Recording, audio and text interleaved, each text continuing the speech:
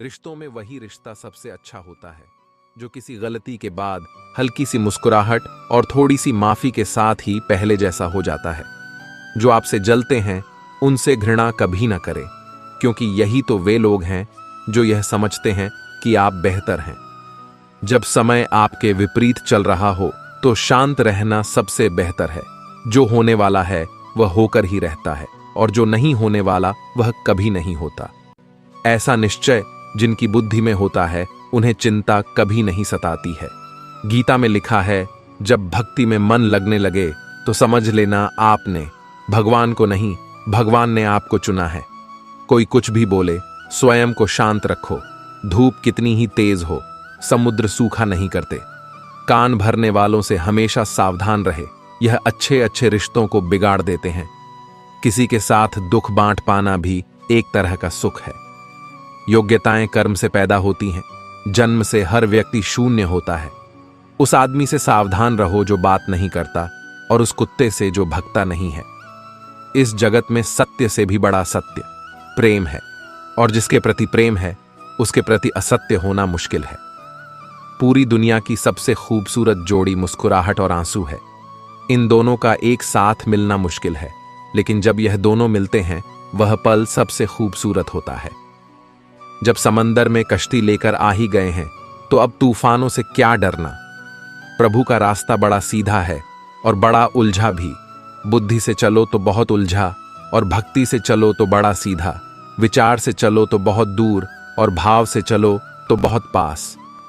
जिस दिन हम यह समझ जाएंगे कि सामने वाला गलत नहीं है, सिर्फ उसकी सोच हमसे अलग है, उस दिन जीवन से सब दुख दूर हो जाएंगे। इंसान को इंसान से दूर करने वाली सबसे पहली चीज है जुबान, और दूसरी चीज है पैसा। रिश्ते निभाने के लिए बुद्धि नहीं, दिल की शुद्धि होनी चाहिए। सत्य कहो, स्पष्ट कहो, सम्मुख कहो। जो अपना हुआ वह समझेगा, जो पराया हुआ छूटेगा। भीड़ से हटकर अपने लिए नया जहान ढूंढो। गलतियां सब निकालते हैं, आप समाधान ढूंढो। जो जरूरी है परमात्मा वह तुम्हें देगा, जब जरूरी है तब देगा। तुम्हारी जल्दबाजी से कुछ नहीं होगा, सब्र करना सीखिए। सत्य कभी दावा नहीं करता कि मैं सत्य हूं, किंतु झूठ हमेशा दावा करता है कि केवल मैं ही सत्य हूं। किसी का मन और मौन बहुत कम लोग ही समझ पाते हैं। नियत साफ और मकसद सही हो तो यकीनन किसी ना किसी रूप में ईश्वर भी आपकी मदद करते हैं। जब ऊपर वाला आपसे कुछ वापस लेता है तो यह मत सोचो कि उसने आपको दंड दिया है। हो सकता है कि उसने आपका हाथ खाली किया हो। पहले से कुछ बेहतर और अच्छा देने के लिए रिश्ते हो या रास्ते, जब तक ठोकर नहीं लगती है तब तक अपनी सही जगह का ज्ञान नहीं हो पाता है। अंत में अर्थी उठाने वाले 4 ही लोग काफी हैं। अब ना ज्यादा लोग अच्छे लगते हैं और ना ही अब किसी से अच्छाई की उम्मीद। रिश्ता उसी से रखो जो इज्जत और सम्मान दे, मतलब कि भीड़ बढ़ाने का कोई फायदा नहीं। बदनामी का डर तो सिर्फ उसे होता है जिसमें नाम कमाने की हिम्मत नहीं होती। श्री कृष्ण कहते हैं, उन्हें छोड़ देना ही उचित है जो आपके होने का मूल्य ना जानते हो। नसीब से मिलते हैं दिल से रिश्ते निभाने वाले, वरना हम सफर पाकर भी ना जाने कितने लोग उदास हैं। सब लोग कहते हैं सीता और द्रौपदी के कारण हुई रामायण और महाभारत। किसी ने यह नहीं कहा कि नारी का सम्मान न करने का अंत है रामायण और महाभारत। जिस इंसान को गुस्सा ज्यादा आता है वह अंदर से उतने ही नर्म और इमोशनल स्वभाव के होते हैं, और साथ साथ इनकी तर्क शक्ति भी बहुत तेज होती है। ऐसे लोग काफी ईमानदार और खुले विचार के होते हैं। रिश्ते में विश्वास और मन में प्रेम हो तो रिश्ते कभी नहीं टूटते। सोचो, स्त्री और धन दौलत में आनंद अगर होता तो बुद्ध और महावीर यूं घर ना छोड़ते। यदि कोई योग्य मित्र मिला हो तो उसके साथ चले, यदि कोई नहीं मिला तो एक राजा की तरह अकेले ही चले। जिंदगी में कभी भी यह मत सोचो कि कौन कब कैसे कहां बदल गया। सिर्फ इतना देखो वह तुम्हें सिखा कर क्या गया। यही जीवन का ज्ञान है। पीड़ाएं केवल दुख नहीं देती, ध्यान भी देती हैं। अगर आप अपने अवचेतन मन में यह डालते हैं कि आपको बस 3 घंटे बाद उठना है, भले ही 2 दिन से आप सोए ना हो, लेकिन 3 घंटे के बाद तरोताजा फील करते हुए आप नींद से उठ जाएंगे। जवानी तुम संसार को देते हो और बुढ़ापा परमात्मा को।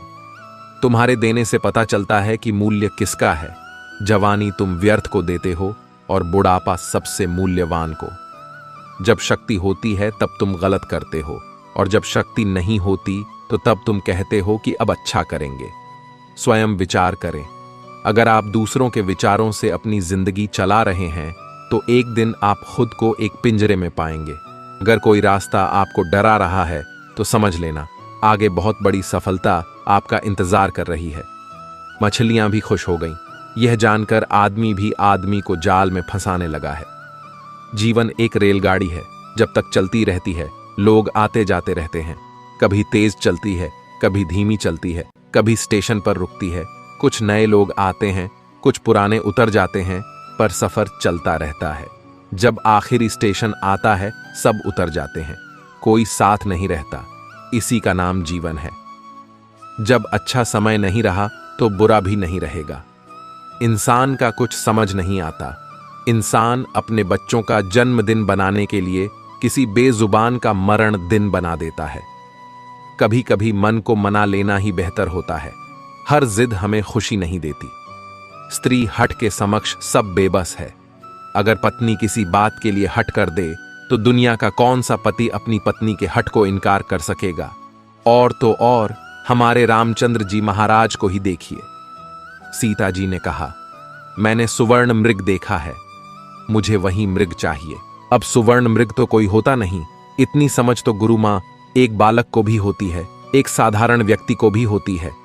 लेकिन जानकी जी ने कहा कि सुवर्ण मृग मैंने देखा है और वह मुझे चाहिए। श्री राम के बार बार समझाने पर भी उन्होंने हठ नहीं छोड़ा। श्री राम को तो फिर उस मायावी मृग के पीछे जाना ही पड़ा। कैकेयी तो स्त्री हठ का सब बड़ा उदाहरण है। उसने अपने पति से हठ किया कि राम को 14 साल का वनवास दो और मेरे पुत्र भरत को राजगद्दी पर बिठा दो। यह न्यायोचित तो था नहीं, नीति विरुद्ध ही था। राजा दशरथ जानते थे कि उनके दिए हुए वरदान का कैकेयी दुरुपयोग कर रही है, फिर भी उनको स्त्री हठ के आगे झुकना पड़ा। मानना पड़ा उसके हठ को। बात बाल हट। बच्चा अगर हट कर ले और उसकी जिद पूरी करने में पूरे परिवार को भी अगर जुटना पड़ जाए तो परिवार जुट ही जाएगा। हालांकि हठ को तो बुरा ही माना गया है, फिर भी अगर बालक हठ करे तो क्षमा दी जाती है, यह सोचकर कि बच्चा है जिद कर रहा। कोई स्त्री अगर हठ से अपनी बात मनवाना चाहे तो उसका पति अथवा घर के अन्य सदस्य उसकी बात को मानते तो हैं, पर उनके लिए वह एक मजबूरी हो जाती है। दिल से तो वे उसके हठ को अच्छा नहीं मानते हैं। आप जैसा करते हैं वैसा ही फल मिलता है। अक्सर आपने कुछ लोगों को हमेशा परेशान रहते देखा होगा। वे किस बात से परेशान हैं, इसका अंदाजा लगाना सबके बस की बात नहीं, क्योंकि वे अपनी चिंता दूसरे से साझा भी नहीं करते हैं। दरअसल आदमी जैसा कर्म करता है वैसा ही फल उसे प्राप्त होता है। ऐसी कहानियां और कथाएं आपने काफी पढ़ी और सुनी होंगी।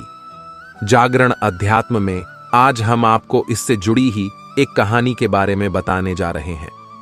एक समय की बात है, एक गांव में दो किसान थे। वे खेती के साथ साथ बागवानी भी करते थे। एक अपने बाग में आम उगाए थे तो दूसरे ने किसान ने लीची उगाए थे। फलों के सीजन में उनके बाग में अच्छी पैदावार हुई तो वे दोनों अपने अपने फल बाजार में बेचने के लिए गए। बाजार से लौटते समय उन दोनों ने अपने लिए 5 किलो फल बचा लिए थे। वापस लौटते समय दोनों किसान रास्ते में मिले।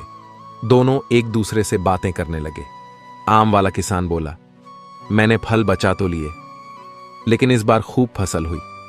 हम लोगों ने खूब आम खाए, अब खाने का बिल्कुल भी मन नहीं है। लीची वाले किसान ने कहा, यही हाल मेरा भी रहा। इस बार लीची की अच्छी पैदावार हुई है। दोनों ने यह फैसला किया कि दोनों आपस में फल बदल लेते हैं। आम वाले ने लीची ले ली और लीची वाले किसान ने आम।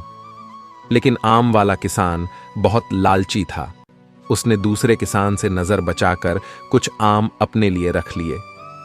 वहीं दूसरी ओर लीची वाला किसान आम पाकर बहुत खुश हुआ। वे दोनों अपने घर चले गए। घर जाकर लीची वाले किसान ने पूरे परिवार को आम खिलाए और उसे बड़ी अच्छी नींद आई। लेकिन आम वाला किसान रात भर शंका में जागता रहा। उसे यह लग रहा था कि उसकी तरह लीची वाले किसान ने कुछ लीची छुपाकर तो नहीं रख ली है। वह उस रात बहुत परेशान रहा। इस कहानी से सीख मिलती है, जैसा जो व्यक्ति रहता है उसकी वैसी ही सोच रहती है। एक बार एक व्यक्ति अपनी कार को बड़े प्यार से पॉलिश करके चमका रहा था। तभी उसकी बेटी पत्थर से कार पर कुछ लिखने लगी। कार पर खरोंच लगती देखकर पिता को इतना गुस्सा आया कि वह बेटी का हाथ जोर से मरोड़ देता है, इतनी जोर से कि बच्ची की उंगलियां टूट जाती हैं। बाद में अस्पताल में दर्द से कराह रही बेटी पूछती है, डैड, मेरी उंगलियां कब ठीक होंगी? गलती पर पछता रहा। पिता कोई जवाब नहीं दे पाता। वह वापस जाता है और कार पर लात बरसा गुस्सा निकालता है। कुछ देर बाद उसकी नजर उसी खरोंच पर पड़ती है जिसकी वजह से उसने बेटी का हाथ तोड़ा था। बेटी ने पत्थर से लिखा था, आई लव यू पापा। इस कहानी से हमें यह सीख मिलती है, गुस्से और प्यार की सीमा नहीं होती।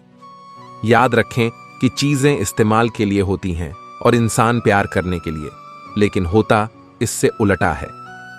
लोग चीजों से प्यार और लोगों को इस्तेमाल करते। हमारे दुखों के 5 कारण जो अपना मनचाहा प्राप्त होने पर कहते हैं प्रभु की कृपा है, पर मन के विरुद्ध होने पर उदास हो जाते हैं। यही प्रभु की कृपा का अधूरा दर्शन दुख का पहला कारण है। दूसरे का कुछ भी हो, उसका चाहे अहित हो, वह चाहे दुखी हो, पर हमारा भला होना चाहिए। हमारा यह मलिन स्वार्थ हमारे दुख का दूसरा कारण है। हमें वर्तमान में जो वस्तुएं प्राप्त हैं या अभिलाष हैं, उनके छिन जाने या ना मिल पाने का निरंतर बने रहने वाला भय हमारे दुखों का तीसरा कारण है। जो हमें करना चाहिए वह ना करना और जो नहीं करना चाहिए उसको करना, यह प्रमाद भरी आदतें हमारे दुखों का चौथा कारण है।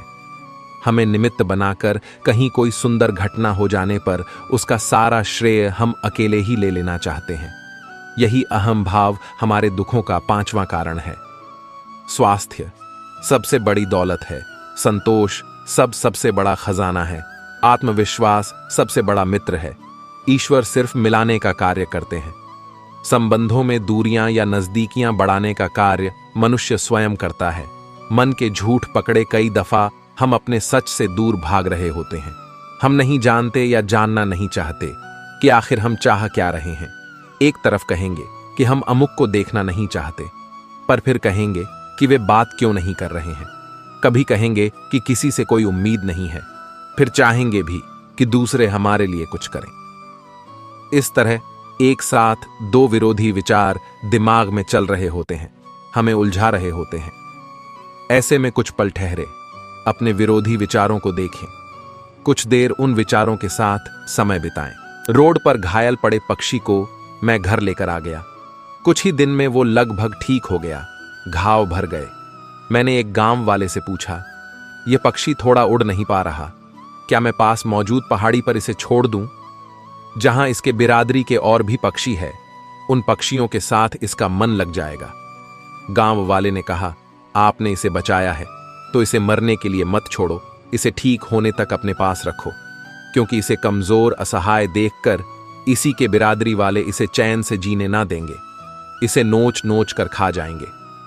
उस दिन जीवन की बात समझ आई। अगर लोगों को भनक तक लग गई कि आप कमजोर हो गए हो, तो आपको अपने तरीके से नोचना शुरू कर देंगे।